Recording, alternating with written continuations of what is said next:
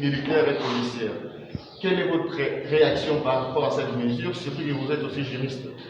Oui, en tant que patriote, sans m'amener sur le plan du droit, je dis tout simplement que je soutiens à 180% cette mesure parce que ça vient d'un vice-premier ministre, ministre en charge de la sécurité de notre pays. C'est qu'on a découvert certaines réalités qui posent problème aujourd'hui. Si vous circulez à Kinshasa, vous allez voir même les marchandises actuellement partout, dans tous les marchés, dans tous les magasins, même la couleur des tenues change.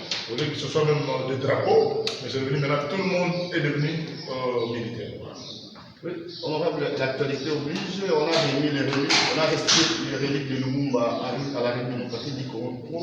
Comment avez-vous accueilli cet acte ou cette nouvelle? C'était un moment tant attendu et je félicite et encourage la famille biologique de Mary Patrice Lumumba parce que c'est consécutif, cette remise des reliques du Premier ministre héros national Patrice Emery Lumumba.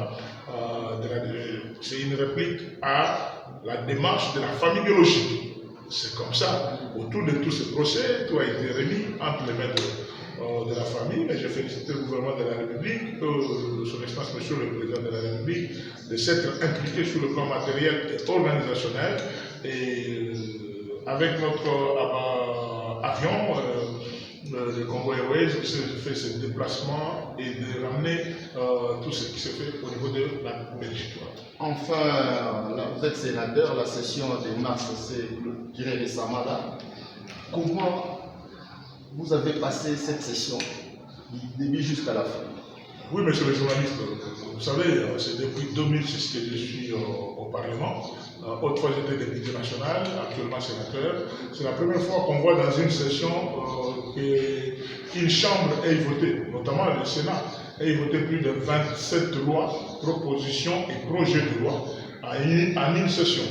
Et que plus ou moins 10 questions orales avec débat soient adressées aux membres du gouvernement, c'est-à-dire les contrôles et le vote de loi, ça marchait. Et aussi, nous avons terminé dans les délais et nous avons fait un travail excellent, bien qu'avec peu de temps, que ce soit pour le vote du budget 2022, mais que ce soit même pour le vote de la loi électorale, bien que voté en termes non identiques, parce que au niveau du Sénat, nous avons voulu faire vraiment la promotion de la femme. Nous avons pris certaines positions et nous ne cadrons pas avec nos amis de l'Assemblée nationale, mais au finish, dans le cadre de la paritaire, nous avons réglé tout cela et nous avons fait notre mission en tant que parlementaire. Enfin, quel est votre bilan personnel? Le bilan personnel, il faut poser la question au peuple congolais. Partout où je passe, je fais un effort de marquer mon temps. Denis Kambaye a été ministre des Sports, il a son bilan.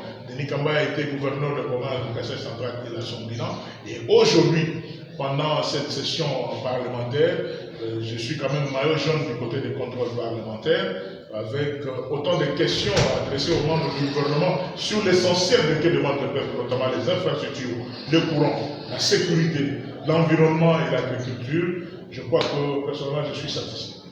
Merci. Je vous en prie.